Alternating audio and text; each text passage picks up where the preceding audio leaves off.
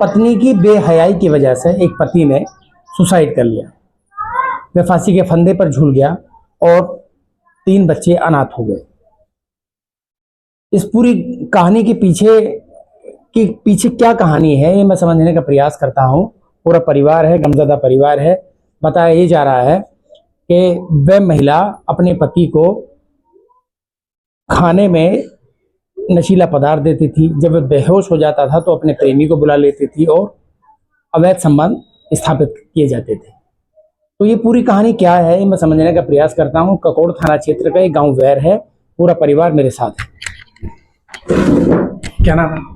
Abid sir मेरा नाम। आबिद, ये पूरी घटना कैसे क्या हुआ था?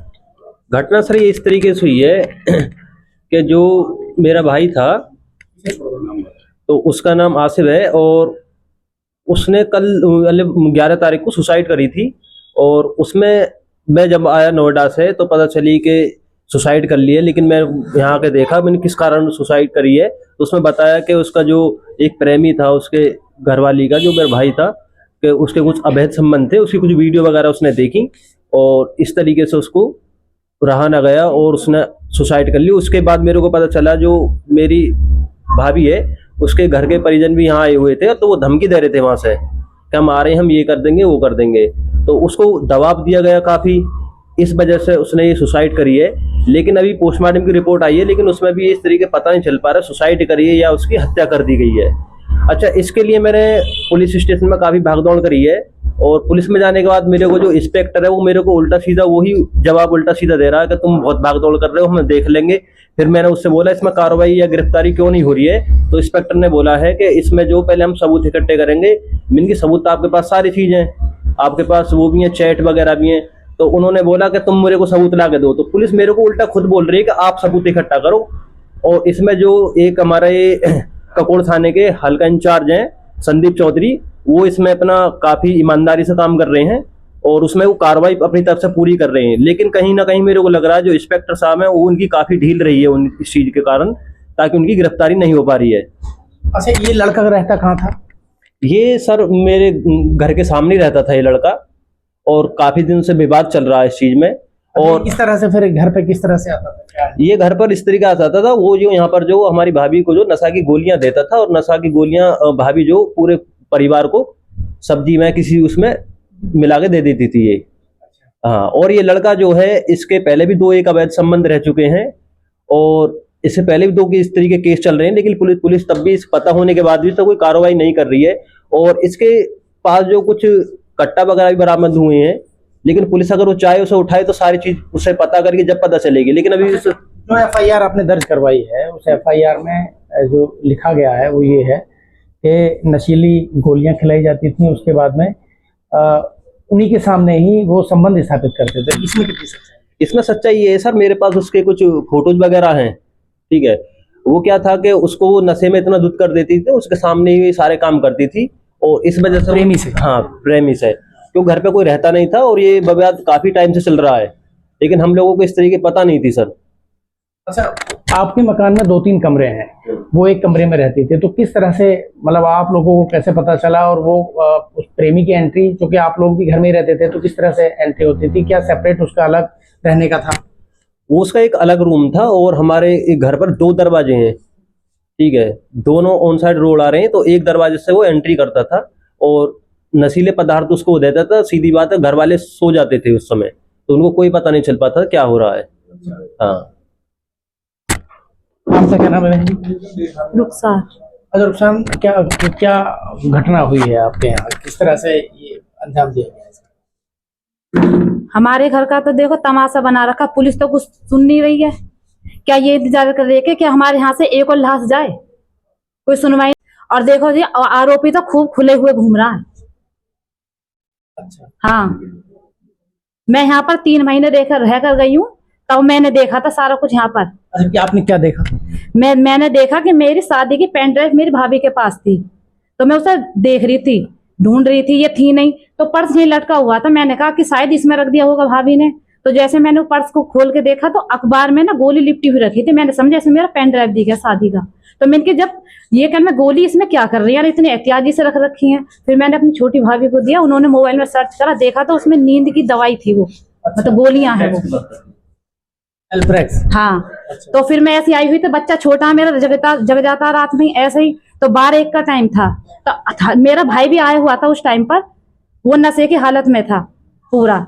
हाँ, और आवाज मुझे आ रही थी, मैंने ऐसे पर्दा ऐसे हटा के देखा था, वो लड़का ना सेट वेट कुछ भी नहीं थी, इस ऐसी गंदी हालत में भागा था वो निकल के यहाँ से। भागा था। हाँ, मैंने बताया फिर घर पे सबको, तो इसने मेरे को उल्टा बना दिया पागल कि जाती नहीं है यहाँ से, आरोप लगा रहे पे ये करे। मेरे भाई को जब मैंने बताया, उठाया तो उसे होश ही नहीं था कुछ भी। अच्छा, मतलब वो नशे की हालत में। हाँ, और कमरे के अंदर ही थे। इस कमरे के अंदर से भागा था निकल के, 12-1 का टाइम था। और भाई आपके अंदर ही थे? भाई मेरा अंदर ही था, बेहोशी में। हाँ। अब बताई तो मेरे बाप ने, मेरी माँ ने वहां जाके बोला था, यूं कह रहे कि हमारा से लड़का तुम देख लो, अन्य तो मार देंगे, ये कर देंगे, वो कर देंगे, जेल पहुंचा देंगे। इसी ऐसी आवाज ऐसी उधर से आ रही थी उसके माँ के यहाँ से। ये घटना मतलब ये सिलसिला कब से चल रहा था? मैं यहाँ 3 महीने रह के गई, मैंने तो अपनी आंखों से जब देखा है। अच्छा, इससे पहले से चल रहा होगा? हाँ, जिस दिन ये हुआ है ना हादसा, मैं ये नहीं कह रही कि मेरे भाई ने सुसाइड करी है या कुछ करा, मैं तो ये कहती हूँ मारा ही गया, क्योंकि उस दिन ही इस लड़के की सालिम की माँ मेरे घर पर आई हुई थी। मेरे भैया को जन क्या बुलाया क्या करा, जन बहका के उधर बुलाया गया है। तो ये कितनी उम्र थी महिला की और आपके भाई की कितनी उम्र है? और वो जो आरोपी है 32-33 साल की तो मेरी भाभी की होगी, 22-23 इसकी होगी लड़के की सालिम की। अच्छा, जो ये आरोपी है प्रेमी। हाँ, तो ये पहले से जा रहा था हमें तो सबको, पहले से आना जाना था? पहले से आना जाता, ये भाई बोलती थी, वो भाभी बोलता था। अच्छा। हाँ, तारीख पे तारीख दिए जा रही है, हमें तो पुलिस कोई जवाब ही नहीं है, कोई केस ही नहीं है, कुछ भी नहीं सुनवाई हो रही हमारी, तो क्या करें? दूसरा केस अगर जो कुछ हो गया ना हमारे घर में, तो पुलिस उसके जिम्मेदार होगी, और वो दोनों घर होंगे। क्या यही इंतजार कर रही है कि पुलिस? आपका क्या नाम है? राजुद्दीन। अच्छा रेजुद्दीन साहब, ये बताइए आपको कब पता चला ये जो घटना जैसे हुई, चैटिंग सामने आई, उसके बाद में नशीली गोलियां खिलाने की बात सामने आई, तो ये आपको कब पता चला और लड़के का आना जाना कब से था?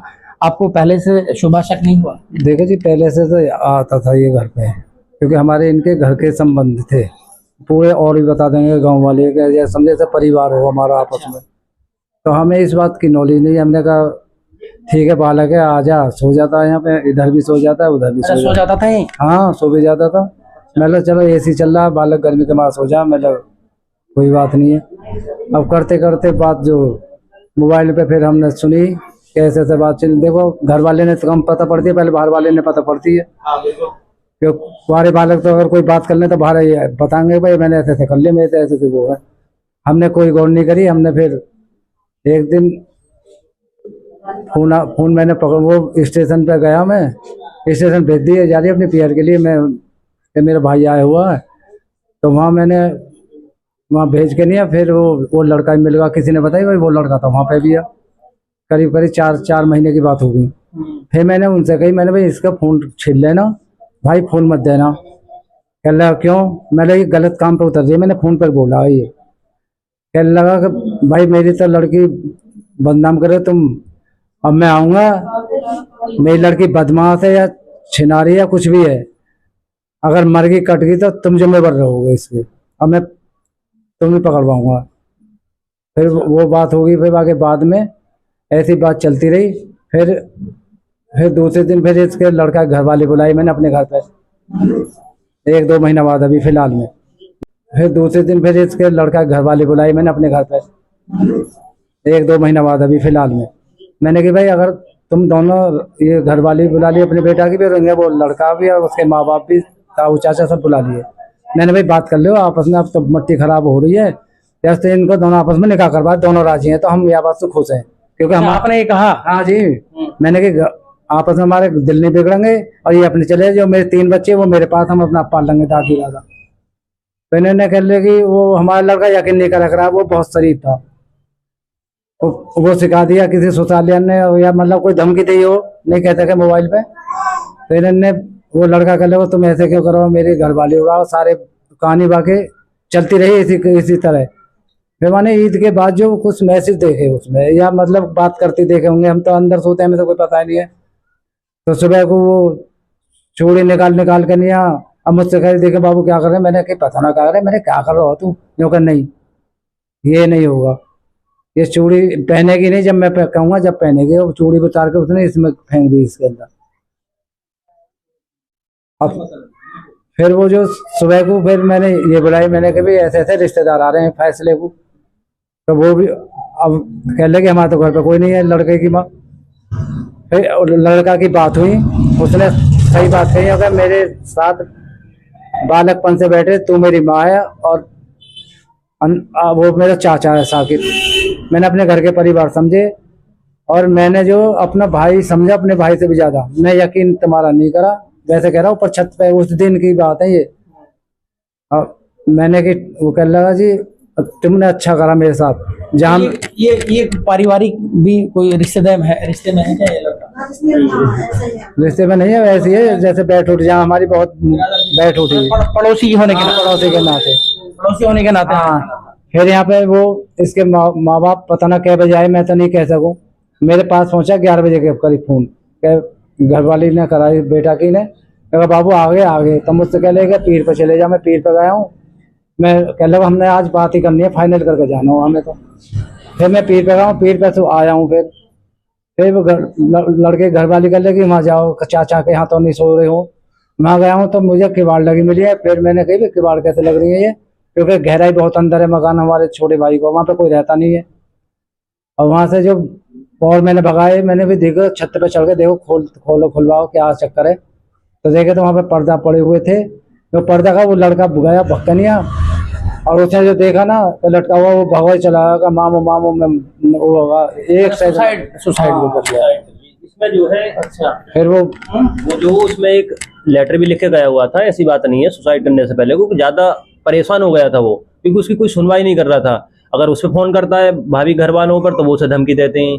अच्छा, ये लड़का भी जो ये भी दबंगई में था, इसके भी कुछ ऐसे केसेस चल रहे हैं कि किसी कट्टा सेल करना बेचना, और पहले भी 2 केस हो चुके हैं इस लड़के पे। और जो भाभी है उसके भी एक भाई ने पहले मर्डर कर चुका है, वो भी यहाँ पर गाजियाबाद अड़थला में एक मर्डर और चल रहा है उस पर केस, वो जेल में बंद है। अच्छा, इस लड़की का एक पहले भी अफेयर था इसके गांव में, वहां भी एक लड़का मर चुका है सुसाइड से। लेकिन पुलिस इसमें अगर जांच करे कार्रवाई करे तो सारी चीज निकल जाएंगी, लेकिन पुलिस क्या कह रही है कि तुम निकाल कर लेगा उसका पता वहां से जो चंडोस थाने से। मेरी सर ये तो आपका काम है, आप निकालोगे ना। तो वो मेरे से बार बार यही बोले तुम सबूत दो हमें। मैंने कि मेरा अगर ये काम होता तो फिर मैं अपना काम थोड़ा ना करता, फिर मैं सबूतों को इकट्ठा करता, फिर तो सारे मिलकर मुझे ही बना देता। आप लड़का जो है, जब आपको जानकारी थी तो आपने सीसीटीवी वगैरह नहीं लगाया? सीसीटीवी भी है यहाँ पर बराबर में है इसका, सीसीटीवी भी है उसका? हाँ यहाँ पर है बराबर में, इसके यहाँ पर सुनार के बराबर में। लेकिन वो लंबा प्रोसेस है, क्योंकि उसमें कभी कभार कई बार आता था ये अब निकालने को बराबर में। लेकिन पुलिस जब भी यही बोले सबूत चाहिए।